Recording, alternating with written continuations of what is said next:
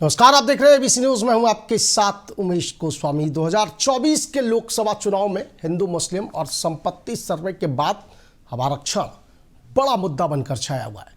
अमित शाह का एक वीडियो तेलंगाना कांग्रेस की ओर से शेयर किया गया, जिसमें अमित शाह बोलते नजर आ रहे हैं कि बीजेपी अगर सत्ता में आती है तो आरक्षण खत्म कर दिया जाएगा। लेकिन जब वीडियो की पड़ताल की जाती है, वीडियो की जांच की जाती है, तो वो वीडियो एडिटेड निकलता है, जिसके बाद बीजेपी हमलावर है। तेलंगाना के सीएम को समन भी भेजा गया है और अब इस पर सियासत भी शुरू हो गई है। उत्तर प्रदेश की बात करें तो अब उत्तर प्रदेश में तीसरे चरण में यादव परिवार के गढ़ का कहीं ना कहीं कहा जा सकता है, यादव परिवार के गढ़ के साथ ही कल्याण सिंह के बेटे की भी अग्नि परीक्षा है, वो भी चुनावी मैदान में है। और इन सब के बीच रायबरेली और अमेठी अभी भी सस्पेंस बना हुआ है। उधर समाजवादी पार्टी का एक बार फिर से माफिया प्रेम भी जाग गया है। संभल से प्रत्याशी है समाजवादी पार्टी के, उन्होंने कसम खिलाकर मतदान के लिए अपील की है। साफ तौर पर कहा है कि शहाबुद्दीन, इसके अलावा अतीक अहमद और मुख्तार अंसारी उनके आदर्श हैं और लोगों से कहा है कि उनको ध्यान में रखकर आगे वोट की चोट करनी है। तो तमाम मुद्दे चर्चा करेंगे। हमारे साथ कई खास मेहमान मौजूद हैं। भारतीय जनता पार्टी से पक्ष रखने के लिए हमारे साथ संजय कटियार साहब मौजूद हैं। इसके अलावा समाजवादी पार्टी से शकील अहमद साहब कन्नौज से जुड़े हुए हैं। सुभाषपा से मृत्युंजय पाठक साहब हमारे साथ हैं। इसके अलावा वरिष्ठ पत्रकार राजेश द्विवेदी जी हैं और कांग्रेस से पक्ष रखने के लिए मोहित दीक्षित हमारे साथ हैं। बहुत स्वागत आप सभी मेहमानों का। चर्चा की शुरुआत सबसे पहले आपसे करेंगे मोहित दीक्षित जी। जो सवाल अब तक बीजेपी उठा रही थी संपत्ति सर्वे को लेकर के, आप बार बार कह रहे थे कि साहब हमने कहीं कहा ही नहीं है घोषणा पत्र में, वही आपने भी शुरू कर दिया। आरक्षण खत्म कर देगी भारतीय जनता पार्टी। आप तेलंगाना कांग्रेस की ओर से वो एडिटेड वीडियो शेयर किया जा रहा है, सर क्यों ये भ्रम फैलाया जा रहा है? नहीं, पहले तो अगर आप आरक्षण खत्म करने की बात कर रहे हैं तो आरक्षण खत्म करने का जो प्रावधान है, लगातार चाहे मोहन भागवत जी के बयानों को ले लें, उसको लेकर के समीक्षा की बात लेकर के ले लें, या लगातार जो बात होती 400 पार, अगर कोई भी संविधान में हमारे पास 272 का एक आंकड़ा है जिसको पार करने के बाद आप सत्ता में आ सकते हैं। आप सत्ता में आने के लिए आप चलिए ठीक है, कोई बात नहीं, आप जितने सीटें कांग्रेस पार्टी भी राजीव गांधी के समय पर 414 सीटें लाई, जवाहरलाल नेहरू के समय में भी 385 380 लाती थी, इंदिरा गांधी के जमाने में भी 375 सीटें लाई।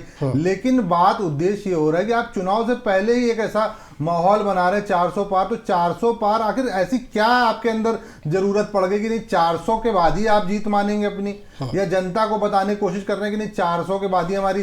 तो कहीं ना कहीं जो छुपे एजेंडे रहे हैं आज तक इस संघ परिवार के या भारतीय जनता पार्टी के, जो पूर्ववर्ती जो पार्टियां जो पूर्ववर्ती रूपों में रही है भारतीय जनता पार्टी, जो दलितों के लिए, बैकवर्डों के लिए लगातार कहीं ना कहीं उनको दोयम दर्जे का नागरिक मानती रही। आज से मैं 1947 की बात कर रहा हूँ।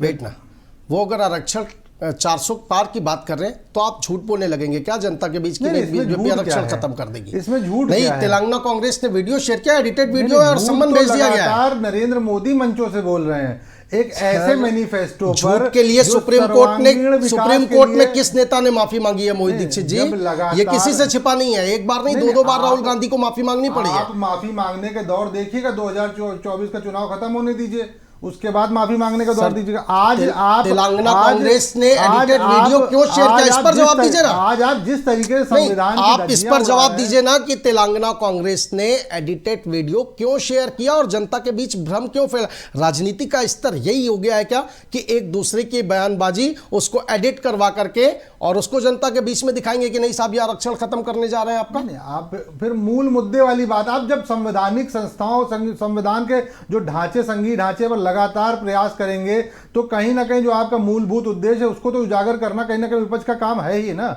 अगर आप मंचों पर जाकर के किसी सर्वांगीण विकास के मैनिफेस्टो को, चाहे वो लेकर के, चाहे युवाओं के लिए हो, जो आप रोजगार आपने देकर नहीं तड़पाया जिनको, चाहे किसानों के लिए हो जिनके लिए ना एमएसपी और जिन वादों के लेकर के आए थे वो नहीं दिए, उनकी बातें जब हो रही है, महिलाओं को अगर 1 लाख देकर के उनको आर्थिक रूप से मजबूत बनाया जा रहा है, युवाओं की नौकरियों की लगातार बात हो रही है। अगर जाति, जवाहरलाल नेहरू ने मुख्यमंत्रियों को चिट्ठी लिखी थी कि मुझे किसी भी तरह का आरक्षण नहीं चाहिए, रही है, मैं इसके खिलाफ हूं, इसलिए प्लीज वापस आएंगे बाकी मेहमानों को चर्चा में शामिल कर लें। आप कैसे कह सकते हैं तथ्यों के बात लेकर के आरक्षण की बात, जब आपने संवैधानिक संस्था संविधान बनाने की सभा में डॉक्टर बी.आर. अम्बेडकर जी को अध्यक्ष बनाया, उसके बाद मोदी जी तो कह रहे हैं कि अम्बेडकर जी भी धरती पर उतर आएंगे तो भी नहीं आरक्षण खत्म होगा। वो जवाहरलाल नेहरू के कार्यकाल के अंतर्गत ही चली है। तो चिट्ठी मौजूद है सर, छोटी सी बात चिट्ठी मौजूद है सर जो जवाहरलाल नेहरू ने लिखी थी। ओके राजेश द्विवेदी जी, बस ओके, आप गलत प्रोपेक्ष में जा रहे हैं। अगर सर मैं तथ्यों के साथ बात करता हूं, प्लीज। जवाहरलाल नेहरू जी ने ही अध्यक्ष बना करके उस चीज को पास कराया, उनकी कैबिनेट को शामिल आज के शासनकाल में जरूर। राजेश द्विवेदी जी, एक प्रधानमंत्री के पद की जरूरत हो जाती है। वापस लौटेंगे, आपको फिर से वक्त मिलेगा। राजेश द्विवेदी जी, यह अब आरक्षण नाम का जिन्न आ गया है लोकसभा चुनाव में, और कांग्रेस कह रही है कि बीजेपी आती है सत्ता में तो आपका आरक्षण खत्म हो जाएगा। एडिटेड वीडियो अमित शाह का शेयर किया जा रहा है तेलंगाना कांग्रेस की ओर से, और कांग्रेस के तमाम प्रवक्ता अब उसे हथियार बनाकर जनता के बीच में ले जा रहे हैं। नरेंद्र मोदी ने आज की रैली में भी साफ तौर पर कहा है एआई का इस्तेमाल, गलत इस्तेमाल किया जा रहा है, टेक्नोलॉजी का गलत इस्तेमाल किया जा रहा है और भ्रम फैलाया जा रहा है। राजेश द्विवेदी जी। नहीं, कांग्रेस ने तो इसमें कांग्रेस के खिलाफ इसमें एफआईआर हो गई है। दिल्ली पुलिस ने एक सम्मन भी जारी किया तेलंगाना के कांग्रेस को, जी बिल्कुल, तो सीएम को। तो मुझे लगता है कि एडिटेड तो है ही, एआई का इस्तेमाल करके उसको बनाया गया है। और भाजपा ने कभी भी नहीं कहा कि आरक्षण खत्म किया जाए।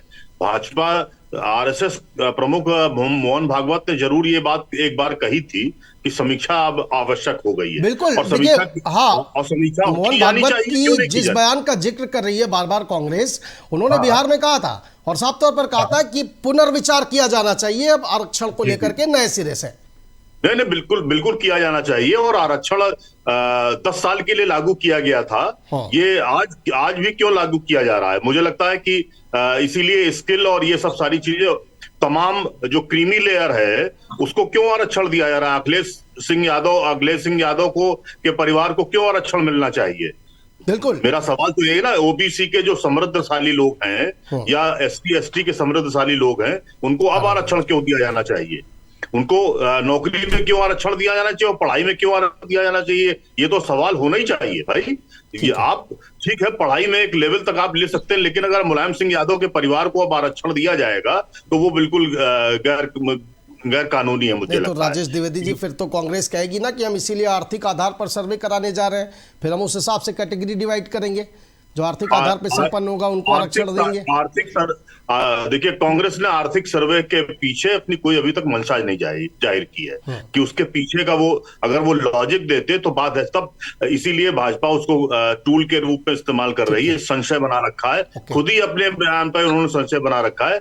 कम से कम अपना होमवर्क करके रखते तो अपना एक पूरा एजेंडा सामने रखते हैं ना कि आर्थिक सर्वे क्यों कराया जाए, ठीक है, तो मुझे लगता है बेहतर होता। संजय कटियार साहब, संपत्ति सर्वे का कई घोषणा पत्र में जिक्र नहीं था, खुले मंचों से आप बार बार चिल्ला रहे थे कि आपकी संपत्ति छीन के मुसलमानों में बांट दी जाएगी। अब आप कहते हैं कि नहीं, हमने कभी आरक्षण के खिलाफ कोई बात नहीं की। कांग्रेस, तेलंगाना कांग्रेस वीडियो शेयर कर रही है और वो फैला रही, तो टिट फॉर टैट हो गया ना साहब। शुरुआत तो आपने की थी, अब क्यों मिर्ची लग रही है? कटियार साहब, एआई का प्रयोग देखिए, आरक्षण तो इन्होंने कर्नाटक में 4% काट के दिया ना, इससे छीना, ओबीसी से छीना, दलितों का छीना और छीन करके मुस्लिम समुदाय को दे दिया। हम तो खुले शब्दों में कह रहे हैं, ये तो पहले ही कांग्रेस प्राप्त किए बैठी हुई है। और ये आरक्षण, हम भारतीय जनता पार्टी ना आरक्षण हटाने के पक्ष में है, ना कभी हटाएगी। जब तक भाजपा शासन में है आरक्षण हटने वाला नहीं है, ये नोट कर लिया जाए। दूसरी बात, अभी आपने बात करी अब एआई, देखिए हार की हताशा जब होती है उमेश जी, हारने वाले लोग ही झूठ बोलने का काम करते हैं, झूठी चीजों का सहारा लेते हैं। अब तकनीक आ गई, एआई का सहारा ले लिया, मुकदमा एफआईआर हो गई है मुख्यमंत्री खिलाफ तेलंगाना के, जांच करेंगे और सारा दूध का दूध पानी हो जाए। टेक्नोलॉजी है सर, नोटिस तो आपको भी मिल गया चुनाव आयोग से, और पहली बार ऐसा हुआ है किसी देश के प्रधानमंत्री को नोटिस भेजना पड़ा हो चुनाव आयोग को उनकी टिप्पणी को लेकर के। तो वो टिप्पणी हो गया, वो दाखिल आयोग फैसला करेगा। मगर ये तो एआई तो बिल्कुल इलेक्ट्रॉनिक मीडिया में दर्ज है और इसकी तो सर्च होते ही पता चल जाए किसने बनाया। ठीक है, अमित शाह का एक बार वो वीडियो पहले सुनवाते हैं दर्शकों और ये को। गठबंधन, और उमेश जी, ये गठबंधन केवल झूठ के सहारे पे खड़ा होना चाहता है। कोई इनके पास एजेंडा नहीं, कोई इनके पास चेहरा नहीं, कोई नेतृत्व नहीं, कोई प्रधानमंत्री नहीं, चेहरा नहीं, कोई नेतृत्व में दम नहीं। तो हार के हताशा में वो जरूर हरकतें मानसिक रूप से ये दिवालिया हो चुके हैं और इसलिए ऐसी हरकतें कर रहे हैं। सर यही बात तो कांग्रेस कह रही है कि पहले और दूसरे चरण में आप हिंदू मुस्लिम पर उतरने की वजह यही रही है क्योंकि तस्वीर साफ हो गई है। ठीक है, अमित शाह का वो बयान सुनाते हैं, उसके बाद शकील साहब और मृत्युंजय जी के पास चलेंगे।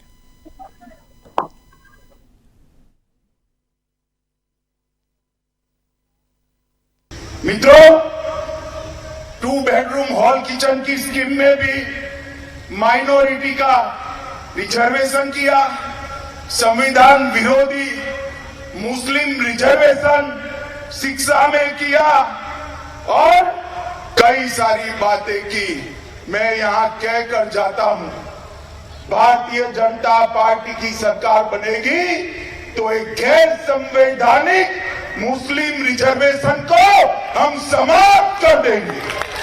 ये अधिकार तेलंगाना के एससी, एसटी और ओबीसी का है, वो अधिकार उनको मिलेगा और मुस्लिम रिजर्वेशन को हम समाप्त कर देंगे। शकील अहमद साहब और मृत्युंजय जी के पास मैं जाना चाह रहा था, लेकिन उससे पहले आप जवाब मोहित दीक्षित जी आप दे दीजिए कि कहां पर इसमें अमित शाह ने कहा है कि हम आरक्षण खत्म कर देंगे और उसे गैर संवैधानिक बताया है, और तेलंगाना कांग्रेस ने इसे क्यों एक्सपर्ट ट्वीट किया, इस पर भी जवाब दीजिए। आप जितना एआई के पीछे छुप जाएं, जितना चीज़ों को लेकर के, ये मंशा आरएसएस की रही है हमेशा। ये मंशा जो भारतीय जनता पार्टी से पूर्ववर्ती जो इनके नाम हुआ करते थे 1982 से पहले, उनकी मंशा रहती थी। दलितों को, बैकवर्ड्स को, पिछड़ों को वो हमेशा द्वैम दर्जे का नागरिक मानते थे। उसको ले करके जो प्रथाएं चलती थी उनका कहीं ना कहीं उनका संवर्धन करते थे, उनको पल्लवित पोषित करते थे। जब उनकी राजनीति थी, ये तथ्य हैं, ये फैक्ट्स हैं। आप 1982 पे चले जाते हैं, आप मूल विचारधारा कहाँ छोड़ देंगे? तो नहीं सर, सुनिए ना प्लीज, वापस नहीं जाते ना। आज बताइए ना, तेलंगाना कांग्रेस ने ये गलत वीडियो अपने ट्विटर अकाउंट पर शेयर करके भ्रम फैलाने की कोशिश क्यों की? सर फिर आप क्यों आरोप लगाते हैं कि नरेंद्र मोदी झूठ बोल रहे हैं? नहीं, आज की अगर वीडियो किसी ने चालू किया, वीडियो दिख रहा है, आज डोमेन में है, पब्लिक डोमेन में, तो उसको क्या, उसको फैक्ट चेक करते हुए तेलंगाना के उसके बाद डाला जाएगा क्या? सर फैक्ट चेक नहीं करेंगे, यही वजह है। तो आज बात बताइए, आज समन भेजा गया, इस तरीके से एफआईआर दर्ज होगी, फिर आप कहेंगे कि सरकार दादागिरी कर रही है। इस तरीके से देखा जाएगा तो भारतीय जनता पार्टी की पूरी राजनीति इसी प्रोपेगेंडा पर टिकी हुई है, चाहे जिस सर वो कर रहे हैं तो हम भी करेंगे। आज ये नहीं होती, आज वो पुलिस उतनी त्वरित गति से समस्या ये है होती है कि जाकर के वो समन भी दे दे और जाकर गिरफ्तारियां भी दे दे। शकील अहमद साहब, समस्या ये है आज कि ये एक दोष है, इसको मैं दोष मानूंगा सोशल मीडिया के जो बढ़ते हुए जो परिदृश्य में, ये एक दोष है। ये किस तरीके से आ रहा है, किस तरीके से इसका मार्केट डेवलप हो रहा है। कहीं ना कहीं जो पिछली 10 साल की सरकार रही, इन 10 सालों में ही कहीं ना कहीं ऐसे नहीं छुपने की कोशिश कीजिए ना, ऐसे छुपने की कोशिश नहीं कीजिए। वाली कोई बात नहीं, आपने शेयर किया, आप समझिए ना, आपने शेयर किया और गलत वीडियो शेयर किया, उसी की वजह से समन मिला। ठीक है, उसका समन मिला, समन में जवाब भी दिया जाएगा और कहीं ना कहीं उसका जस्टिफिकेशन भी दे दिया जाएगा। लेकिन बात वो है कि पिछले 10 साल में कोई भी आधारभूत ढांचा आपने ऐसा नहीं बनाया कि सोशल मीडिया में इस तरीके की चीजें तैरती रहती है। आज पहली बार आपके लिए यूसीसी लागू करने की बात, यूसीसी लागू करने की बात एक दल करता है कि सबको समान अधिकार मिले, तो वो हिंदू मुस्लिम और एक मुस्लिम रिजर्वेशन, और इसके अलावा नहीं। सर सुनिए, पार्टी के प्रोपोगेंडे हैं सर, भारतीय जनता पार्टी के प्रोपोगेंडे हैं, लेकिन सुनिए ना, काल में ऐसा मुस्लिम रिजर्वेशन क्या आपके घोषणा पत्र में नहीं है? मुस्लिम रिजर्वेशन आपके घोषणा पत्र में नहीं है। पर्सनल लॉ बरकरार रखे जाएंगे, हितों की रक्षा की जाएगी, नहीं है साहब? नहीं, तो सेकुलर, अगर अभी राजीव भाई बोल रहे थे, अगर वो केवल मुस्लिमों की बात करे तो सेकुलर, और यूसीसी की कोई बात कर रहा है तो हिंदू मुस्लिम, बढ़िया है। अच्छी बात कह रहे थे कि आर्थिक सर्वे में कोई डिस्क्रिप्शन, अरे यही तो डिस्क्रिप्शन, जैसे आपने एक उदाहरण दिया किसी परिवार को लेकर के, यही तो हम उस समाज की आकलन करना चाहते हैं कि उनकी आर्थिक स्थिति किस तरीके, उसको नरेंद्र मोदी लेकर पता नहीं किस किस कहानियां बनाते घूम रहे हैं। शकील अहमद साहब, 5 सेकंड बात भी पूरी नहीं होने देते। 5 सेकंड, जल्दी से 5 सेकंड, जल्दी से 5 सेकंड।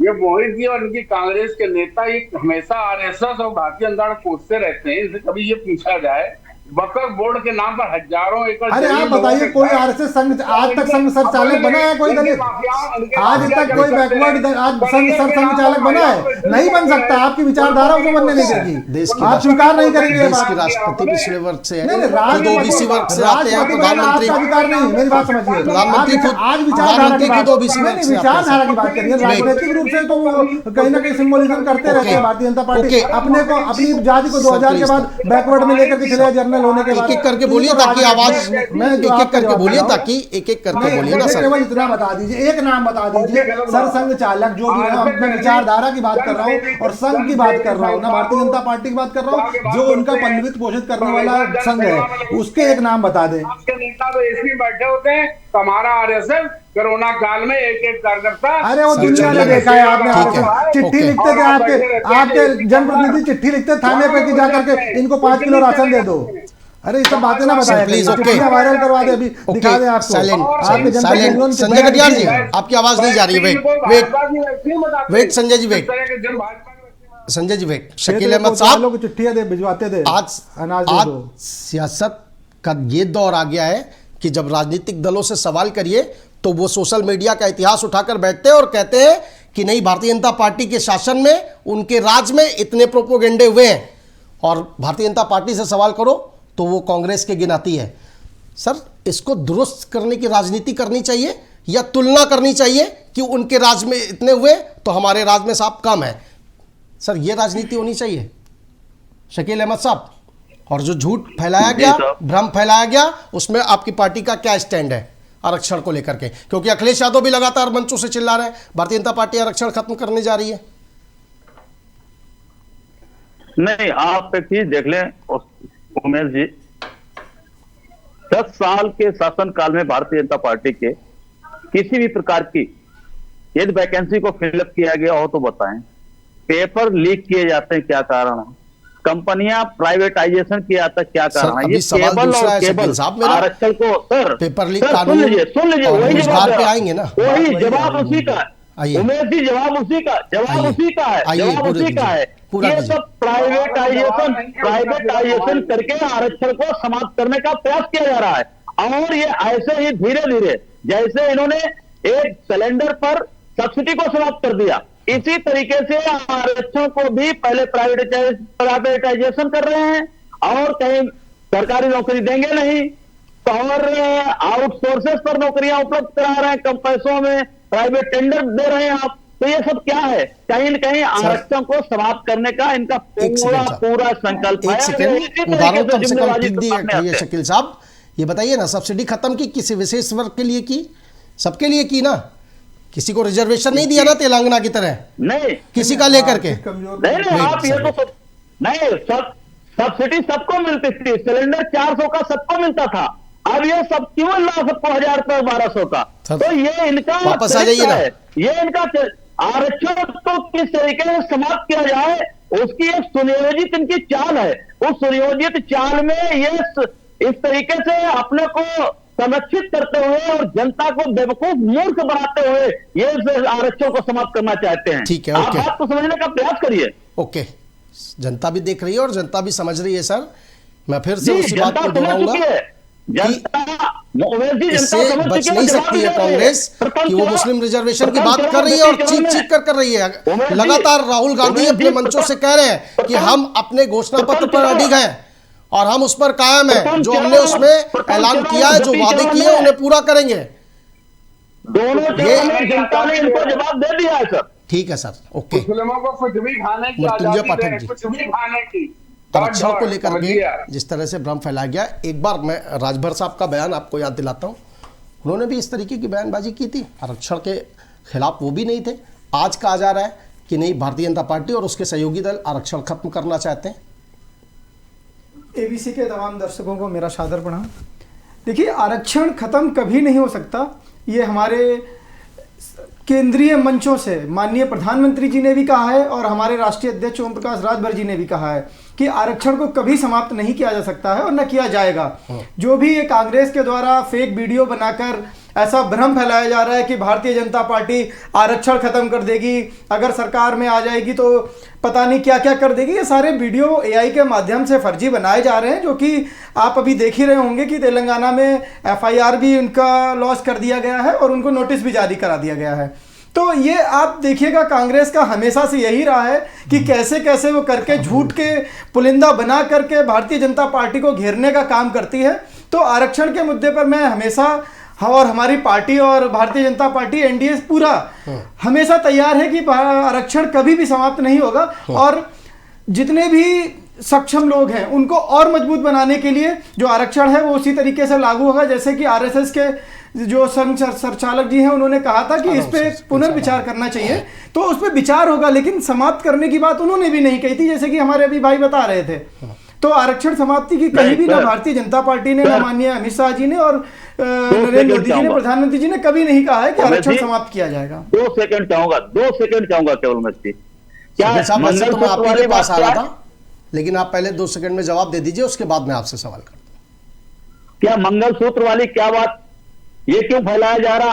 संपत्ति बेचकर मुसलमानों को दे दी जाएगी, मंगलसूत्र की बात इसलिए फैलाई जा रही है कि आपने बोला था कि सारी संपत्ति सोना सारा इकट्ठा कर लेंगे, गरीब महिलाओं के पास सोने के नाम पे केवल मंगलसूत्र होता है, तो क्या मंगलसूत्र सोने में नहीं आता? ये आप एक बार सोच के बताइएगा। दुरुस्त कर देता हूं। चल संपत्ति के सर्वे की बात की गई थी और उसके तहत प्रधानमंत्री नरेंद्र मोदी ने मंगलसूत्र का जिक्र किया था, लेकिन घोषणा पत्र में कहीं भी मंगलसूत्र या गोल्ड शब्द का प्रयोग नहीं किया गया था।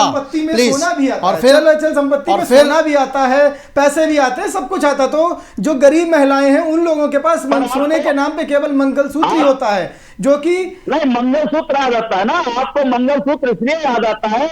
मैं वो सब प्रयोग नहीं करना चाहता, मैं नहीं कहना चाहता हूं कि गुजरात में एक मात्र सत्य ऐसी है जिसका मंगलसूत्र आज भी बुला रहा है, मैं कहना नहीं चाहता हूं, पर ऐसी बातों को प्रधानमंत्री जी के मुख से शोभा नहीं देता है। संवैधानिक पद पर बैठे हैं मानवर, कुछ समझ के बोलना चाहिए। शकील साहब, शोभा तो संभल के प्रत्याशी को भी नहीं देता है जब वो माफियाओं के प्रति प्रेम दिखा के उन्हें अपना आदर्श बताते हैं और कसम खिलाते हैं। और इस देश का दुर्भाग्य है, लोकतंत्र का दुर्भाग्य है कि इस देश के करोड़ों मुसलमान सियासत के इर्द गिर्द फंस कर रह जाते हैं, उन्हें सिर्फ वोट बैंक के तौर पर इस्तेमाल किया जाता है। आज राजभर साहब क्या कह रहे हैं कि नहीं, मैं अल्पसंख्यक वोट कल्याण का मंत्री हूं। समझ लीजिए साहब कि वोट किसको देना है, और नहीं तो ध्यान रखिएगा। और उसके अलावा संभल में क्या कहते हैं आपके प्रत्याशी शकील साहब कि शहाबुद्दीन, अतीक अहमद, अशरफ और मुख्तार अंसारी, ये सब हमारे आदर्श हैं और कसम खानी पड़ेगी कि इनकी कुर्बानी को जाया नहीं करने दिया जाएगा। सर, उन परिवारों से पूछिए ना, एक सेकंड रुकिए शकील साहब प्लीज, उन परिवारों से पूछिए जिनका दर्द आज तक उनकी आंखों में आंसू बनकर बह रहा है, उन परिवारों से पूछिए जिनकी जमीनें आज तक ले ली गई हैं, अब धीरे धीरे उनको वापस मिल रही है। सर, माफियाओं को आप सुपरस्टार बना देंगे, उनके आदर्श, उनकी कस्में खिलाएंगे। ये पब्लिक धोखा है। शकील साहब जी सुनिए उमेश जी, क्या अंसारी परिवार की शहादत को भूल जाया जाएगा? यदि मुख्तार अंसारी ने कहीं गलती की है, सुनिए, मुख्तार अंसारी है तो उनको सजा दी गई। अरे हुजूर, मुख्तार अहमद अंसारी के स्वतंत्रता सेनानी होने का आप भूल जाएंगे?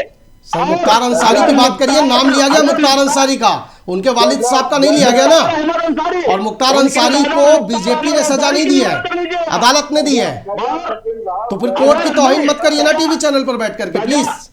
अतीक अहमद पर बोलिए साहब। नहीं, सजा अदालत ने ये दी है, ये नहीं दी है कि उसको जेल खिला के मार दिया जाए, अतीक अहमद को खड़े मार दिया जाए, इस बात की सजा नहीं। समस्या तो यही है ना कि देश की संस्थाओं पर, जांच एजेंसियों पर आपको भरोसा नहीं है। आ गई है पोस्टमार्टम रिपोर्ट और उसकी दोबारा जांच की गई, वहां से भी रिपोर्ट आ गई है कि नहीं, हार्ट अटैक से ही उनकी मौत हुई थी, कोई पॉइजन वाली बात नहीं निकली है। लेकिन साहब आप मानेंगे नहीं। अतीक अहमद पर बोलिए, शहाबुद्दीन पर बोलिए, शहाबुद्दीन और अतीक अहमद पर बोलिए। ओके शकील साहब, गाड़ी पलटी है, विकास दुबे की गाड़ी पलटाई नहीं गई क्या? अरे समाजवादी पार्टी हमेशा से संवैधानिक जितने भी संस्थाएं हैं उनको जिस माध्यम से चलाती रही है, उसी माध्यम से वो उनको समझ रही है कि भारतीय जनता पार्टी भी उनको उसी तरीके से चलाएगी। कॉलर में दाग लगा होता है ना, तो ऐसे उठाया नहीं जाता है। आप भी दीजिए ना जवाब राजभर साहब, क्या उनके कहने का मतलब क्या है? मैं अल्पसंख्यक बोर्ड कल्याण का मंत्री हूँ और ध्यान रखिएगा, पता चल जाता है। माननीय राष्ट्रीय अध्यक्ष जी ने ये कहा था कि मैं पंचायती राज मंत्री हूँ, मैं अल्पसंख्यक कल्याण विभाग का मंत्री हूँ। राजभर जी क्या मुझे अगर मेरे हाथों को अगर आप मजबूत करेंगे, अगर आप हमारे हाथों को मजबूत करेंगे तो केंद्र की सरकार और उत्तर प्रदेश की सरकार, दोनों सरकारें, डबल इंजन की सरकार मिलकर मऊ की और घोसी की जो जनता है उनको और अधिक मजबूत करने का काम करेंगी, वहां पर विकास करने का काम करेगी। अधिक से अधिक विकास होगा जब हमारे मजबूत होंगे। ये दूसरा बयान है, जब मीडिया ने उनसे सवाल किया, जब उनके बयान को संज्ञान में लिया गया, ये तब का बयान है। उससे पहले का जो राजभर जी का बयान है, उन्होंने साफ तौर पर कहा कि अल्पसंख्यक बोर्ड कल्याण का मैं मंत्री हूँ और सब याद रखता हूँ और मैं देखूंगा। नहीं, ये नहीं कहा था, उन्होंने कहा था कि समझदार के लिए इशारा काफी होता है, मैं मंत्री हूँ, मेरे हाथ जितने मजबूत करेंगे उतना ही विकास आपके एरिया में होगा, आपके क्षेत्र में उतना विकास करने का मैं कार्य करूंगा। मुख्तार अंसारी को लेकर राजभर जी ने क्या कहा था, फिर वो भी स्पष्ट कर दीजिए। मुख्तार अंसारी का जो निर्णय है वो कोर्ट देख रहा था, कोर्ट जैसा फैसला देगा वो सम्मान्य होगा, उसमें कुछ भी नहीं कहा जा सकता, वो कोर्ट का मामला है। जब कोर्ट उनको जिस तरीके से देखेगा उस तरीके से उसका किया जाएगा। संजय जी जवाब दिए, उसके बाद राजेश जी के पास। देखिए, शकील अहमद अभी बहुत तेज दहाड़ रहे थे समाजवादी पार्टी की पोषक, पीडीए इन्होंने बना दिया है, पीडीए पब्लिक धोखा अलायंस, जनता को धोखा देने का सिस्टम बना लिया है। अगर पिछड़ा दलित अल्पसंख्यक अलायंस, पिछड़ा दलित अल्पसंख्यक अलायंस, नहीं आप गलत बोलेंगे तो सुनना सीखो यार, गलत अगर आप कटियार साहब, संजय जी अगर आप गलत बोलेंगे तो हम आपको गलत थोड़ा बोलने देंगे। नहीं, आप इसी तरीके से हम लोग नाम बिगाड़ते हैं। पिछड़ा पहले स्वीकार करिए, सर आप किसी गली चौराहे नुक्कड़ पर नहीं बैठे हैं ना साहब, टीवी पर बैठे और दर्शक देख रहे हैं, इसलिए शब्दों की मर्यादा रखिए, दोनों में मानव से निवेदन है। और प्लीज एक एक करके बात रखिए ताकि जनता तक पहुंचेगी। अब शकील अहमद ये आप पिछड़ों को गाली दे रहे हैं, ये पिछड़ों को गाली दे रहे हैं। आपके पीडीए में परिवार डेवलपमेंट एसोसिएशन, आप तय कर लेंगे क्या? आप अपने हिसाब से तय कर लेंगे? इसका जवाब जनता देगी, इसका जवाब दलित साहब मैं बार बार निवेदन कर रहा हूँ, 17 में जैसे सरकार बदली थी वैसे टीवी चैनल लोग बदल देंगे ना, ऐसे चिल्लाएंगे तो प्लीज संजय साहब को बोलने दीजिए। समाजवादी के असली पिछड़े केवल अखिलेश यादव जी का परिवार है, जितने टिकट दिए, चाहे वो डिम्पल यादव, चेत प्रताप यादव, अंकित यादव, शिवपाल यादव, खुद स्वयं अखिलेश यादव का एक परिवार है जो आरक्षित है, और वो आपको कुछ नहीं मिलने वाला। आप केवल वोट बैंक बने रहिए, वही वोट बैंक थे आप, और वही हैं, वही रहेंगे इनकी निगाह में, इंडी गठबंधन की निगाह में। नंबर 1, और जो आप बात कर रहे थे अभी वो खिलाफ भाजपा की साहब आरक्षण खत्म कर दी, आरक्षण केवल अभी आपको याद होगा पीसीएस के चुनाव इस इलेक्शन में 56 में 18 यादव, तो क्या हुआ था, उससे पहले का होता है। अब संजय जी इस तरह की बात करिए आप, संजय जी ध्यान रखिए, जनता सब देख रही है, और ये पीडीए और इस तरह धोखेबाजी पार्टी। संजय कटियार साहब, जनता सब देख रही है, विकास की आपने गंगा बहा दी है, उसके बाद भी हिंदू मुस्लिम करना पड़ रहा है आपको। आज प्रधानमंत्री नरेंद्र मोदी ने फिर मुस्लिम शब्द बोल करके जिक्र किया है। ओके वेट, सुनाते हैं आपको पहले प्रधानमंत्री नरेंद्र मोदी ने क्या कहा है, उसके बाद फिर आप अपना जवाब दीजिएगा। पीएम मोदी का बयान सुनिए, उसके बाद जवाब दीजिएगा प्लीज। बाबा साहब ने दलित, पिछड़ों और आदिवासियों को दिया, कांग्रेस और इंडिया अलायंस वाले उसे मजहब के आधार पर मुसलमानों को देना चाहते थे। मैं कांग्रेस को पूछना चाहता हूं, क्या कांग्रेस ऐलान करेगी कि संविधान में दलितों, पिछड़ों के आरक्षण को, आदिवासियों के आरक्षण को कम करके वो इसे मुसलमानों को नहीं बांटेंगे? जरा देश की जनता को वादा कर। मोहित दीक्षित जवाब दीजिएगा कि क्या आप ऐलान करेंगे कि नहीं बांटा जाएगा, लेकिन उससे पहले संजय कटियार साहब बताइए ना कि देश के प्रधानमंत्री को बार बार सबका साथ, सबका विकास, सबका विश्वास नारा खत्म करके मुसलमान शब्द का प्रयोग करना पड़ रहा है, वो भी इस देश के नागरिक है। प्रधानमंत्री ने क्यों कहा, इस पर देखिए ना आप, बताइए। ये जब कांग्रेस एनडीए गठबंधन के लोग जब दुष्प्रचार कर रहे हैं, आरक्षण खत्म कर देगी, जनता को डरा रहे हैं, ओबीसी को डरा रहे हैं, दलित को डरा रहे हैं, तो प्रधानमंत्री का फर्ज बनता है जवाब देना। बाकी तो हम विकास की दम पर ही जनता के बीच में रिपोर्ट कार्ड के साथ मौजूद है। विकास की ताकत ही हमारा वोट बैंक है, वो हमको वोट करेगी जनता। ठीक मगर है। ये जो जवाब दिया इनके दुष्प्रचार का जवाब ओके। प्रधानमंत्री जी दे रहे हैं। ठीक है मोहित दीक्षित जी। देखिए, हमारे संविधान में ही कई जातियां जो मुस्लिम समाज की हैं वो बैकवर्ड में की श्रेणी में आती हैं। इसको कतई कोई भी डिनाई नहीं कर सकता।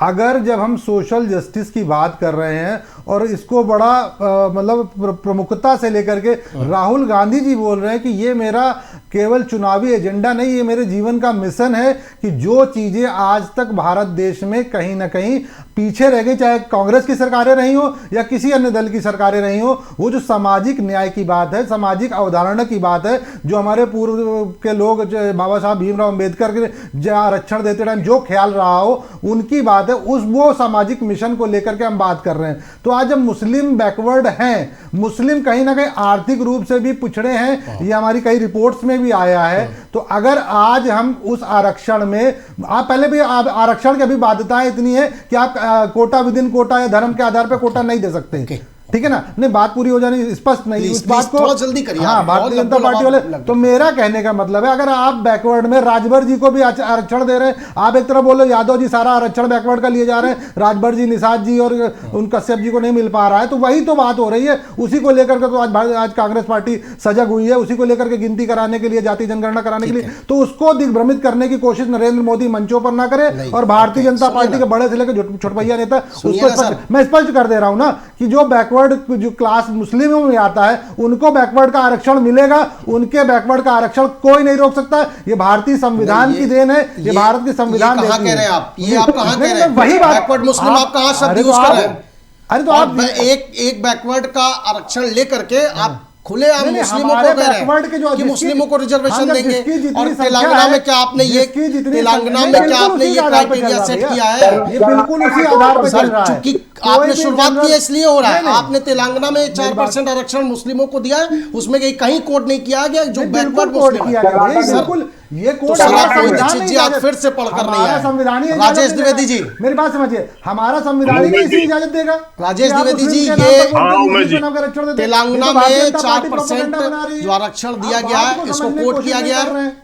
भाई जिसकी जितनी संख्या है आप जवाब ले लीजिए, पे चीजें तय होंगी, प्लीज उसके आधार पे ही हिस्सेदारी तय होगी। अरे सर 85 जातियां सभी को आपने बैकवर्ड में शामिल कर दिया पहले, और उसके बाद इसीलिए तो सर ये तो दिखता है ना जनता को। प्लीज, इसीलिए तो आकलियत करी जा रही है। अब जिसकी संख्या होगी उसके आधार पर राजेश जी उसको हिस्सेदारी देगी। अगर राजभर जी नहीं चाहे तो पहले ही आपने एक साथ बने रहे 85 जातियों को उठा करके बैकवर्ड में जब डाल दिया, और उसके बाद आप कह रहे हैं कि नहीं तब हमने आरक्षण दिया, तो जाहिर सी बात है सब फिर हम जब सभी जातियां बैकवर्ड में हो गई तो सबको तो मिलेगा ही। राजेश जी बोलिए। किसकी बात कर रहे हैं? मुस्लिम की? मैं आपकी बात कर रहा हूँ, प्लीज। उमेश जी, कर्नाटक में 4% आरक्षण बैकवर्डों का काट कर मुसलमानों को दिया जा चुका है।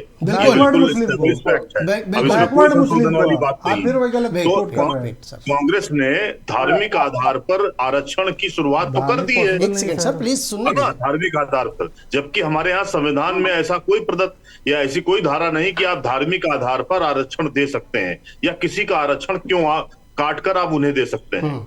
तो कांग्रेस ने तो इसकी शुरुआत कर दी। हमारा ये कहना था उमेश जी, ये चुनाव में आप देख लीजिए कि पहली बार शायद हो रहा है भारतीय लोकतंत्र में कि कोई बात कही जा रही कांग्रेस से तो फिर वो भाजपा उस पर काउंटर कर रही है जी, और कोई बात कांग्रेस कही जा रही है तो उस पर भाजपा काउंटर कर रही है। ये दोनों तरफ से चीजें गलत तरीके से इंटरप्रेटेट की जा रही है और गलत तरीके से जनता में परोसी जा रही है, और बाद में उसका स्पष्टीकरण दिया जा रहा है। तो मुझे लगता है आरक्षण को लेकर जो एआई टेक्निक पे काम करके कांग्रेस ने जो भी वीडियो जारी किया है, वायरल किया है, उस पर स्पष्टीकरण प्रधानमंत्री और गृह मंत्री दोनों को देना पड़ रहा है। बिल्कुल कमोबेश यही स्थिति जब प्रधानमंत्री ने आर्थिक आरक्षण संपत्ति सर्वे को लेकर के जो काम कांग्रेस करने में लग गई थी या बीजेपी ने लगा दिया था, अब वापस वो बीजेपी को करना पड़ रहा है। आखिरी 15 मिनट बचे और मैं उत्तर प्रदेश की सियासत में वापस आता हूं। उत्तर प्रदेश की राजनीति में क्या कुछ चल रहा है। कल अमित शाह कानपुर पहुंचे थे, 22 सीटों को लेकर के मंथन किया गया। एक बड़ी बैठक की गई, लगभग 200 से 300 जो नेता थे उनको बुलाया गया, अलग अलग जिलों के अलग अलग सीटों के, और उनसे मंथन किया गया। और साफ तौर पर जो अंदर की खबर निकल कर सामने आई है, अमित शाह बेहद चिंतित थे और उन्होंने 22 सीटों पर जो मंथन किया है वो कितनी संजीवनी देने जा रहा है लोकसभा चुनाव में आगे के चरणों में? राजेश जी, देखिए, जो कल उन्होंने समीक्षा की उसमें बहुत सारी बातें उन्होंने रखी हैं। उन्होंने तो यहां तक वो कहा कि हम 200 में लगभग 192 सीटों पर चुनाव हो चुका है, उसमें 100 के आसपास हम लोग 100 के से ज्यादा ही है प्लस मानकर वो कह रहे हैं भाजपा जीत रही है। ये दावा उनका है। अब उनका दावा कितना सच होगा ये तो 4 जून को पता चलेगा। लेकिन गृह मंत्री और पूरी भाजपा वोटिंग कम जो हो रही है उस पर बेहद चिंतित है। बहुत उनको दिक्कत हो रही है। पूरी मशीनरी को लगाने के निर्देश कल अमित शाह ने जाते जाते दिए भी हैं कि अगर यही स्थिति रही तो हम आगे के चुनाव में सफर कर सकते हैं। इसलिए उन्होंने कहा है कि ये उन्होंने एक और रिपोर्ट रखी है जो बहुत अलार्मिंग है। वो भाजपा के लोगों को या सभी के लोगों को सबसे खास बात है, उन्होंने कहा कि 7वें चरण तक हमारी जो वोटिंग कम हो रही है वो 17% तक गिरने की संभावना है। तो आसार अगर इस तरह के हैं, बिल्कुल ये बहुत बड़ी बात है। ठीक है, मृत्युंजय पाठक जी, समाजवादी पार्टी तो कह रही है आप घोसी बिहार रहे हैं और अमित शाह बोल करके गए कि जो जितने चुनाव हुए उनमें से 100 से ज्यादा सीटों पर हम ऑलरेडी जीत चुके हैं। बिल्कुल, और घोसी की बात जो हमारे समाजवादी पार्टी के भाई कर रहे हैं, उनको खुद ही पता है कि घोसी कौन हार रहा है और कौन कितने मार्जिन से घोसी को जीत रहा है। घोसी में डबल इंजन की सरकार में माननीय कैबिनेट मंत्री ओम प्रकाश राजभर जी के हाथ बहुत मजबूत करने जा रही है जनता। जैसा कि उन्होंने कहा था कि पूरी की पूरी घोसी की जनता उनके हाथों को इतना मजबूत कर देगी कि जो उत्तर प्रदेश का घोसी है वो एक दिन इतना ऐतिहासिक वहां पे विकास होगा जिसको देखने के लिए लोग आएंगे। और समाजवादी पार्टी के जो प्रत्याशी हैं वो पहले भी चुनाव लड़ चुके हैं और उनको पता है कि वो कितने मार्जिन से वहां पे हारने जा रहे हैं। घोसी का मैं आज आपको बताने जा रहा हूं, घोसी 5 लाख वोटों से हम लोग वहां पे जीतने जा रहे हैं और ये एक ऐतिहासिक जीत होगी उत्तर प्रदेश की। ठीक है, शकील साहब आप जी सर जवाब दीजिए। वो कह रहे हैं 5 लाख वोट से जीतने जा रहे हैं, आप प्रोपोगंडा फैला रहे हैं कि घोसी आ रही है राजभर की पार्टी। अरे साहब, इनको अभी हराया है घोसी में। अब ये अपनी बात कह लें वो अच्छा बात है, परेशान ना हो, इत्मीनान से अभी फिर हारेंगे आप। है, ओके। और जहां तक ये बात 17% वोट गिरने की रही है तो इस पर भारतीय जनता पार्टी को मनन करना पड़ेगा कि 10 साल में अगर कुछ किया होता तो जनता के अंदर उत्साह होता। सर अमित शाह आए थे मनन करने, करके चले गए। आप भी मनन कीजिए। यादव समाज जो चिढ़ा हुआ बैठा है, यादव समाज के लोग जो बार बार कह रहे हैं कि पार्टी के गठन से लेकर के और सत्ता में लाने तक के लिए यादव समाज ने संघर्ष किया और 5 टिकट आज बांटे गए उत्तर प्रदेश में और 5 मुलायम के परिवार से। इस पर आप भी मनन कर लीजिए। और इस बार परीक्षा भी है 30 चरण में। उमेश जी 46 से 56 का आरोप लग रहा है समाजवादियों पर ही। वो लिस्ट अभी तक नहीं दे पाए भारतीय जनता पार्टी के लोग। हम पर यादव क्या इल्जाम लगा रहे हैं इसकी चिंता सर कैसे बचिएगा? शकील साहब कैसे बचिएगा? ये तो ऑन रिकॉर्ड है ना, ऑन रिकॉर्ड है। मैनपुरी, फिरोजाबाद, बदायूं, कन्नौज, इसके अलावा एक सीट और। 46 से अभी तो भारतीय जनता पार्टी से हम 46 से 56 वाली लिस्ट मांग रहे हैं। कई यादव नेता आपकी सरकार में मंत्री भी रहे और बड़े पद पर भी रहे। प्रतिनिधित्व नहीं दिखा क्या उनमें? वापस देखिए 5 सीटें बची। अच्छा बताइए कितने 5 सीटों में देंगे क्या? पीडीए ने प्रथम और द्वितीय चरण में सिद्ध कर दिया भारतीय जनता पार्टी कहां पहुंच गई है। अब तीसरा चरण आ रहा है जिस पर बम्पर रूप से इंडिया गठबंधन अपनी जीत दर्ज कराने जा रहा है। भारतीय जनता पार्टी विचार करे कि समाजवादी पार्टी की बौखलाहट बिल्कुल साफ झलक रही है। घोसी की बात जैसे कह रहे थे, मैं दावे के साथ कहना चाहता हूं कि माननीय ओम प्रकाश राजभर जी के नेतृत्व में पूर्वांचल की 28 लोकसभा सीटें बहुत ही ऐतिहासिक जीत वहां पे हासिल करेंगी। ठीक है, ओके। मोहित दीक्षित जी, आपके लिए भाई साहब, आपके लिए नवरत्न ही काफी है। घोसी में आपके लिए नवरत्न ही। समाजवादी पार्टी को नवरत्न जैसे नेता ही आजकल मिल रहे हैं क्योंकि अच्छे नेता वहां पे रुकने का प्रयास नहीं कर रहे हैं। अच्छे नेता रुक भी नहीं रहे हैं, अच्छे नेता देख रहे हैं कि उनको कहां पे जाना है। नवरत्न जैसे नेता ही समाजवादी पार्टी को जो काम कर रहे हैं आप खुद ही देख रहे हैं और खुद आप उनका बखान कर रहे हैं। आपके नेता हैं, ये गरीबों की पार्टी है। शकील साहब, सुब्रत पाठक और बीजेपी तो कह रही है कि आप कन्नौज हार रहे हैं। अखिलेश यादव हार रहे, भारत पाकिस्तान का मैच हो गया है और बड़ा इंटरेस्टिंग होगा। जी जी जी, सुब्रत पाठक से पूछे तो इस समय वो कहाँ हैं, इस समय कहाँ है सुब्रत पाठक जी? दिखाई नहीं पड़ रहे, नजर नहीं आ रहे हैं। और तो कह रहे कन्नौज हमारा घर है, वेट, वो तो कह रहे कन्नौज हमारा घर है, अखिलेश यादव बारी है। हाँ, ये अब वो कुछ भी कहने, पाठक जी ने भी कन्नौज में 10 साल में क्या किया वो भी जनता ने देख लिया साहब। ये चुनाव जीतने के बाद 5 बड़े कारखाने लगाने के लिए मां सांसद जी ने कहा था, उसमें एक भी कारखाना नहीं लगा पाए हैं। ठीक है। ऐसे सांसद को क्या करेंगे हम जनता के घर के लोग? ऐसे सांसद की आवश्यकता नहीं है लोगों को, जो एक कारखाना न लगा पाए, एक पुल न बनवा पाए।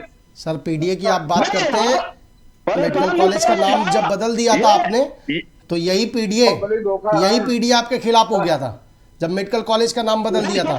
वो तो कह रहे हैं वापस हम करने जा रहे हैं, वो तो कह रहे हैं वापस करने जा रहे हैं। कैंसर इंस्टीट्यूट अभी पड़ा भाजपा के लोग, ठीक है, ओके। कैंसर इंस्टीट्यूट अभी अधूरा पड़ा है, कार्डियोलॉजी अभी अधूरी पड़ी है, ये भारतीय जनता पार्टी के लोग नहीं करवा पाए। हाँ, अगर कुछ कर पाए तो नाम बदल मुख्यमंत्री दिया। योगी आदित्यनाथ स्वीकार है आपने नाम बदला। टिकट के ऐलान के बाद गए थे, वो वहां से दावा करके आए और ऐलान करके आए कि बहुत जल्द होने वाला है, इंतजार कर लीजिए, शायद हो जाए। ठीक है मोहित दीक्षित जी, कितना सस्पेंस बरकरार रखेंगे? मतलब बिल्कुल 3 को नामांकन है, आज से गिने चुने 3 से 4 दिन बचे हुए हैं, जनता राह देख रही है, सियासत के लोग राह देख रहे हैं, सस्पेंस बरकरार का बरकरारी है। कल जरूर चर्चा हुई थी कि हाँ ठीक है, केंद्रीय चुनाव समिति की बैठक हुई है, अमेठी से राहुल गांधी और प्रियंका गांधी रायबरेली से चुनाव लड़ने जा रही हैं। आज फिर सियासी गलियारों में वही चर्चा, इनकार कर दिया, राहुल गांधी कह रहे नहीं वायनाड के साथ धोखा होगा, ये जब मैं हार रहा था तब मुझे वायनाड ने जिताया। ये बयान मेरे तो मतलब नहीं सुनने को मिला कि राहुल गांधी क्या कह रहे हैं, लेकिन बात अगर टिकट देने की है तो ये कहीं ना कहीं अगर वो बैठक हो रही है, पार्टी का काम है, पार्टी किसको टिकट देगी वो भी आपको जल्दी ही आपके डोमेन में आएगा। मगर बात आज ये होनी चाहिए, जैसे आप मैं तो नहीं मतलब समाजवादी पार्टी को जवाब देना चाहिए था, आप यादवों का नाम ले रहे तो यादवों में खुजराहो सीट देखिए ना, किस तरीके से भारतीय जनता पार्टी ने किस प्रबंधन से उस सीट पर किस तरीके से क्या किया कि अब इसी की लड़ाई चल रही संविधान की। आज इंदौर की सीट देखिए किस तरीके से भारतीय जनता पार्टी इंदौर 400 का दावा कर रही है, लेकिन प्रत्याशी के साथ आपको करना पड़ रहा है कि 3 दिन पहले उसको ऐसी गंभीर धाराएं एक 13 साल वाले पुराने मुकदमे में दर्ज कर दी गई और उसके बाद पता नहीं कौन सा डर कौन सा भय क्या कर दिया गया कि वो आज भारतीय जनता पार्टी में शामिल हो गया और अपना पर्चा वापस नामांकन वापस दे दिया। आज की लड़ाई वो है। आज आप लोग ये बात कहते हैं ना, गंभीर विषय ये है, जब आप लोग ये बात कहते हैं तो अपने ही ऊपर कालिक छिड़कते हैं, यानी कि आपने एक अपराधी को पार्टी में रखा हुआ था। नहीं कोई अपराधी नहीं था, कह रहे हैं कोई अपराधी डर दिखा दिया गया। डर किस चीज का होता है? 13 साल से उस मुकदमे में वो धारा नहीं बढ़ पा रही थी, नहीं शामिल किया गया, आपने उसको टिकट दिया, उसने नामांकन कराया और उसके बाद वो वापस लेकर के आ जाता है। बिल्कुल अस्वीकार तथ्य। अगर आप इस पे आवाज नहीं उठाएंगे तो कल आपके ऊपर भी ऐसे मैं उठा रहा हूँ, बताइए ना, मैंने सूरत में भी उठाया, पड़ गई थी आपको, मैंने तो सूरत में भी उठाया। सर ये आप अपने प्रत्याशी से पूछिए ना, वो क्यों गया नामांकन वापस? अरे आप बताइए ना, 13 साल आप पूछिए ना, उस पे आज 3 दिन पहले उसमें 300 आप पूछिए कि आपके घर का सदस्य, मुकदमा है सर आपके घर का सदस्य, आपके घर का सदस्य परिवार छोड़ करके चला जाता है, सवाल मैं पूछूं उससे। सर ये गंभीर चिंतन का विषय है, चिंतन का विषय है। प्रत्याशियों की हालत ये हो कि आप यादवों बोल रहे हैं, यादवों का एक गढ़ खड़ा कर दिया था मुलायम सिंह यादव ने, और किस तरीके से भारतीय जनता पार्टी ने आते ही सत्ता में उसको ध्वस्त करने की कोशिश करी। आप लोगों ने देखा है उसको, बड़े नाम और आवाज उठा रहे हैं आपके गठबंधन के खिलाफ। ठीक है, बड़े नाम राजेश द्विवेदी जी, नहीं किस तरीके से सरेंडर करते जा रहे हैं भारतीय जनता पार्टी करने, किस सूरत के बाद तरीका पे प्रश्न इंदौर में जो कुछ भी हुआ संवैधानिक उसको लेकर के, किस तरीके से उसको लेकर के कांग्रेस मीडिया से सवाल डर भय की राजनीति करी जा रही है। साहब आपके परिवार का सदस्य भी है, नामांकन वापस लेने गया, क्या वजह मानते हैं? इसको आप केवल वो कर देंगे, केवल छोड़ देंगे इसमें, तो आज गंभीर विषय हो सकता है 2024 के बाद तभी बोला जाएगा। राजेश जी प्लीज, भारतीय जनता पार्टी चुनाव नहीं कराना चाहती। राजेश जी कंटिन्यू। आ रहा हूँ, नहीं रुकते संजय जी, आप इसके बाद आ रहा हूँ प्लीज। हाँ जी जी, हेलो राजेश जी, इंदौर प्रकरण को लेकर के कांग्रेस में जो बौखलाहट देखी जा रही है, वो कह रही है कि इतने पुराने मुकदमे को एस्टेब्लिश करने के बाद और ये दबाव बनाया गया कि उसने नामांकन वापस ले लिया। सर नहीं उमेश जी अरे आज कैलाश कांग्रेस विजयवर्गीय के साथ बैठा हुआ वो जवाब साथ ले में। लीजिए साहब, जवाब उमेश ले जी, लीजिए। नहीं तो आप बौखलाहट नहीं, मतलब आपको अरे चिंता सर जब करनी आप है, मुझसे कह रहे हैं कि मैं हमारे सवाल साथ पूछूं चिंता जा करनी करके, है भैया। आपके परिवार का उमेश जी, सदस्य था, आप अरे पूछिए, एक विपक्ष का जवाब आदमी जा लीजिए। रहा है, संविधान में विपक्ष की भी कोई स्थिति होती है। सर, आप विपक्ष खत्म करने जा रहे हैं, आप संविधान से देश खत्म करने जा रहे हैं, आप नहीं चाह रहे चुनावी प्रक्रिया 2024 के बाद दोबारा देश को देखनी पड़े, आप मूलभूत हक छीनने जा रहे हैं वोटर का। यानी कि आपका प्रत्याशी चुनाव हार जाएगा इसमें प्रत्याशी तो क्या आप करती है कहेंगे, भाई? तो आप कहेंगे कि कोई दबाव बना दिया चुनाव जनता पर, कराइए, और वो चुनाव कर हरवाइए, वो दिया, अलग बात संविधान है। खत्म हो रहा है, आप- विपक्ष खत्म हो रहा है। अरे हो ही रहा है ना, दिख रहा है ना आप भैया। अपने अगर विकास की बात, अगर ये गंभीर बाबू चिंतन देखिए, का दूसरा प्रश्न नहीं पक्ष लगते आप लोगों को और तो कोई बात प्रत्याशी नहीं। देखिए, चलिए आपको गंभीर चिंतन राजेश के जी प्रश्न प्लीज, नहीं लगते तो कोई बात नहीं। आ रहा हूँ सर, राजेश जी 10 सेकंड में पूरा कीजिए। कांग्रेस जी, के प्रदेश अध्यक्ष ने सीधा कर दिया दिल्ली के। एक सेकंड संजय जी रुकिए, आ रहा हूँ आपके पास, 10 सेकंड में पूरा कर लेने दीजिए। अरे राहुल उमेश जी- गांधी का नाम वो संसद सदस्यता सर, खत्म बोलने भी करने नहीं में देंगे अब कितना हम। प्रयास के किया बाद- गया, सूरत के सुप्रीम बाद कोर्ट को दखल इंदौर- देनी पड़ी, सुप्रीम कोर्ट ऐसे ने कितने दखल दिया उदाहरण तो पड़े हैं, न्याय- कितनी इन्होंने कोशिश न्याय प्रक्रिया पर भरोसा रखिए ना साहब, प्लीज। नहीं न्याय प्रक्रिया कैसी नहीं बचेगा, न्याय प्रक्रिया पर भरोसा आइए। रखा रही है। आप प्रश्न नहीं करेंगे उसके लेकर के भारतीय सर जनता मैं पार्टी बार से। बार पूछ रहा हूँ आप प्रश्न, तो कहेंगे मैं आपसे भी बौखलाहट कह है, रहा हूँ कि सत्ता आप विपक्षी कहते हैं बौखलाहट कि है। चुनाव नहीं होंगे अगर बीजेपी दोबारा वापस आ बिल्कुल गई। नहीं होंगे सर। आज सूरत और कहीं ना कहीं आप खजुराहो को उदाहरण दिया, कितने उदाहरण पड़े सर हैं। अब बोलने आप तो दीजिए, जवाब लेने दीजिए ना प्लीज राजेश जी। आपराधिक बात कर रहे हैं, वो देवगौड़ा का जो रिश्तेदार है वो बैठे हैं। बिल्कुल मैंने सवाल उठाया में और बिल्कुल अपराधी पूछा। नहीं वो, और उनके 3 सर, दिन पहले मैंने पूछा। प्रधानमंत्री क्या क्या बोल हमारी करके बात उनके कहने विवरण में। दीजिए। जी प्लीज। उमेश जी, भारतीय लोकतंत्र में ये पहली मर्तबा हो रहा है कि बिना चुनाव के, यानी कि जिस दिन नामांकन वापसी का है उस दिन प्रत्याशी अपना नामांकन वापस ले रहा है। सूरत के बाद इंदौर में लिया गया, और आप सबसे हास्यास्पद बात, कांग्रेस को ये पता ही नहीं था कि उनका प्रत्याशी जो है दूसरी तरफ जा रहा है, बिल्कुल। जबकि ये 3 दिन पहले ये पृष्ठभूमि बनाई जा चुकी है। वहां कांग्रेस के स्थानीय विधायक जो हैं सापड़ा साहब, वो इसके सूत्रधार हैं, जी। वो और ये दोनों लोग मिलकर वहां पर कंपनी चलाते हैं। तमाम सारे उनके अपने वेस्टेड इंटरेस्ट थे, इसलिए उन्होंने वहां पर कैलाश विजयवर्गीय से बात की कि भाई इस तरह की कोई बात हो सकती है, तो वो अपना हुआ। तो कांग्रेस को समझना है कि हमारे घर में कौन से सर वही सवाल अरे वही सर, डरा है, के ले सवाल जा रहे वही हैं है, सर। आखिरी दिन नामांकन वापस लिया सर, जाता है, 13 वहां साल के के विधायक मुकदमे में 307 की की भूमिका धारा रहती है। 13 साल बाद संजय बढ़ाई जा कटियार रही जी है। 10 सेकंड में पूरा कीजिए, प्रश्न ही नहीं करा जाएगा। लास्ट कमेंट बाकी मेहमानों से 10 सेकंड में। आप बताइए 13 साल बाद अगर मोहित जी 307 सुन की धारा लीजिए, बढ़ाई जा रही सुन है, लीजिए मोहित नहीं जी। प्रश्न तो वो भी होना चाहिए मैंने किया ना, जवाब दीजिए। 13 साल पहले के मुकदमे में आपने उसको स्टेब्लिश किया और दबाव बनाया, उसके बाद ये फैसला लिया गया। ये आरोप है, ईडी पुलिस ये आरोप है। भारतीय संजय जनता जी पार्टी जवाब का एक दीजिए। आदमी प्रत्याशी नहीं बन पाएगा। सर अब जवाब सुनिए, 10 नहीं सेकंड आप में। पुलिस और सीबीआई से दे दीजिए, 10 सेकंड में जवाब प्रत्याशी दीजिए। भारतीय ओके जनता पार्टी का नहीं खड़ा हो पाएगा। इस तरीके अगर कांग्रेस शासन चलाया होता तो आज विपक्ष होता ही सर नहीं। वेट करिए ना, सुनिए प्लीज। आपकी आवाज नहीं आ रही संजय जी, अनम्यूट करिए जल्दी से और उसके बाद जवाब दीजिए। संजय जी अनम्यूट करिए, आपकी ओर से आवाज नहीं आ रही है। ठीक है शकील साहब, इंदौर प्रकरण को लेकर के अगर कांग्रेस इस तरह की बयानबाजी करेगी कि नहीं इसमें आरोप लगाया गया और पुराने मुकदमे को स्टेब्लिश किया गया। सर आखिरी दिन, आज नामांकन वापसी का आखिरी दिन था और प्रत्याशी जाकर के नामांकन वापस ले लेता है, वहां के स्थानीय विधायक की उसमें भूमिका रहती है, वो सूत्रधार रहता है, इस पर भी आरोप लगाएंगे। 3 घंटे पहले अपने कार्यक्रम में फोटो डाल रहा है।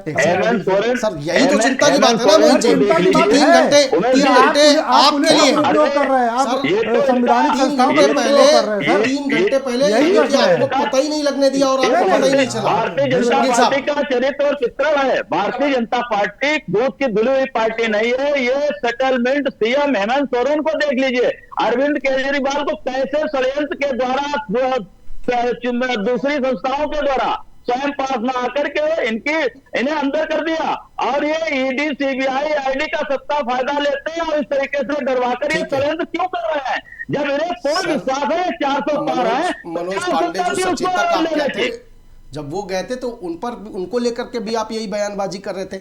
मेरा कहना यह है कि अपनी अपनी पार्टी के उन नेताओं से पूछिए ना सवाल, जो इतने दिन तक आपके साथ थे और अचानक साथ छोड़ करके चले जाते हैं। आप बीजेपी से सवाल पूछिए ठीक है, लेकिन अपने घर में भी तो देखिए, अपने यहाँ के लोगों को भी तो देखिए कि आखिरकार इतनी सुविधा दी गई, उन्हें प्रत्याशी बनाया गया, उनको सचेतक बनाया गया और वो मंत्री भी रहे, और उसके बाद आते ही निकल लिए, कुछ ना कुछ कमी दिखी होगी। मोदी 10 सेकंड में पूरा कीजिए, फिर लास्ट कमेंट। ये तो बिल्कुल irrelevant बात है। हम अपने जनप्रतिनिधियों से पूछे वो क्यों जा रहे हैं, अगर के उनका जवाब मिलता भारतीय जनता पार्टी क्यों ले रही है उनको? लगाते रहिए भारतीय सर, इस जनता तरह के आरोप। नहीं, लगाने की बात नहीं, ठीक है। गंभीर चिंता फिर आप का कहेंगे विषय सर, है। इसीलिए बोला जा रहा सर, तो ये है गंभीर चिंता की बात है, और करिए आप इस पर चिंता। आप अपने संगठन में बैठ करके इसकी चिंता करिए कि हमारे प्रत्याशी या हमारे नेता क्यों छोड़कर जा रहे हैं। दिल्ली प्रदेश अध्यक्ष को कौन सा प्रलोभन दे दिया? दिल्ली प्रदेश अध्यक्ष को कौन सा प्रलोभन दे दिया? वो तो कह रहे हैं नहीं सर, वक्त खत्म हो रहा है। दिल्ली प्रदेश अध्यक्ष को कौन सा प्रलोभन दे दिया गया? वो तो कह रहे हैं कि आम आदमी पार्टी के साथ जो गठबंधन किया उसमें अपने नेताओं को दरकिनार किया जा रहा है, इसलिए मुझे नहीं रहना संगठन में। सर उन पे भी आरोप लगा दीजिए कि वो भी ठीक है सर, दे दिया, हो सकता है किसी के अपना मनमुटाव पार्टी से हो सकता है सर। चलिए 10 सेकंड में सर, स्वीकार है। 10 सेकंड में, नहीं, एक सेकंड में तुंजय जी को बोलिए। देश की सारी जनता जान चुकी है कि जो व्यक्ति अपनी पार्टी नहीं चला पा रहा है, उनके पार्टी के नेता, उनके पार्टी एक परिवार होती है, परिवार के सदस्य जब उनको छोड़ के जा रहे हैं, जनता भी जान चुकी है और उनके नेता भी जान चुके हैं कि जिन पर पार्टी नहीं चल रही है, पार्टी के सदस्य, परिवार के सदस्यों को नहीं चलाया जा पा रहा है, तो वो देश चलाने की बात कर रहे हैं। और ये पूरी जनता जान चुकी है कि देश उन पे चलने वाला नहीं है। इसीलिए नरेंद्र मोदी जी को 400 पार सीटें पूरे देश की जनता प्यार लुटा रही है, सीटें लुटा रही है। और मैं वादा करता हूं 400 पार 4 जून को आपके चैनल के माध्यम से पूरे देश की जनता देखेगी। बहुत शुक्रिया आप सभी मेहमानों का। संजय कटियार साहब आपका बहुत शुक्रिया, शकील साहब आपका भी बहुत शुक्रिया, और मृत्युंजय जी आपका भी बहुत शुक्रिया, राजेश द्विवेदी जी और मोहित दीक्षित जी आपका भी इस चर्चा में शामिल होने के लिए बहुत बहुत शुक्रिया। तो चुनाव का तीसरा चरण और अब आरक्षण पर शुरू हो गया है सियासी रण। ये कहां तक पहुंचेगा? हालांकि तेलंगाना सीएम को सम्मन जरूर जारी कर दिया गया है और बुलाया गया है दिल्ली में जांच में शामिल होने के लिए, लेकिन ये प्रोपोगेंडा की राजनीति, सियासत का स्तर लोकतंत्र में क्या सेट करना चाहती है, ये जनता भली बात देख रही है। और 4 जून को इसके जब नतीजे आएंगे तो सारी तस्वीर साफ हो जाएगी। फिलहाल इतना ही, देखते रहिए ABC न्यूज़।